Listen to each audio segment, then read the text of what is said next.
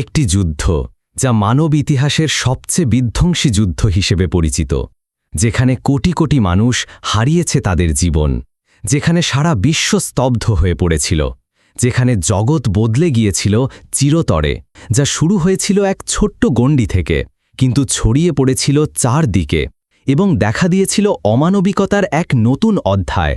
আজ আমরা সেই ভয়াবহ ইতিহাসের পটভূমি, ঘটনাবলী এবং অজানা গোপন কাহিনীগুলো জানব। কিন্তু প্রথমে ভাবুন কিভাবে পৃথিবী এমন এক বিশাল যুদ্ধের মুখোমুখি হল।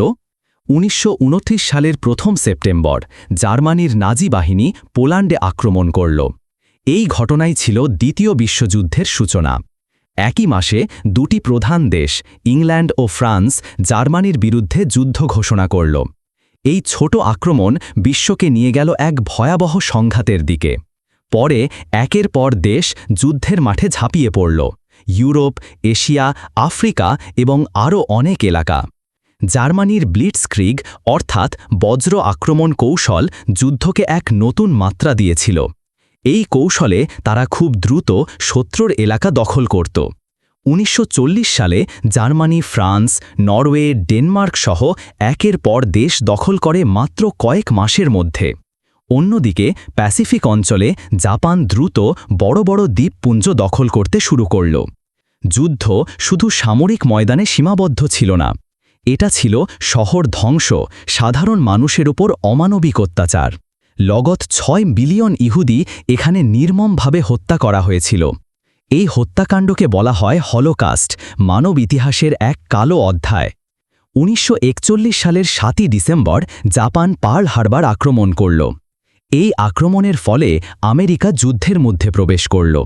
এর পরপরই ১৯৫৪ সালের জুন মাসে শুরু হয় ডি-ডে নামের এক বিশাল সামরিক অভিযান। আলায়েন্স বাহিনী নরমান্ডিতে অবতরণ করে ইউরোপের মুক্তির পথে বড় পদক্ষেপ নেয়। ২৪০০ দিন বা ২ বছর ৮ মাস ধরে চলা এই যুদ্ধে মারা যায় প্রায় ৬০ থেকে ৮০ মিলিয়ন মানুষ। ১৯৩৫ সালের মে মাসে জার্মানি আত্মসমর্পণ করে এবং আগস্ট মাসে আমেরিকা হিরোশিমা ও নাগাসাকিতে পারমাণবিক বোমা ফেলে। এই বোমা হামলা জাপানকে আত্মসমর্পণের পথে নিয়ে যায় এবং শেষ হয় দ্বিতীয় বিশ্বযুদ্ধ। তবে যুদ্ধের ক্ষতচিহ্ন পৃথিবী থেকে কখনো মুছে যাবে না। এই ছিল দ্বিতীয় বিশ্বযুদ্ধের ভয়ঙ্কর কাহিনী, যা আমাদের শিখিয়েছে যুদ্ধের বীভৎসতা এবং শান্তির মূল্য। ধন্যবাদ আমাদের সঙ্গে থাকার জন্য। শান্তি থাকুক, নিরাপত্তা থাকুক।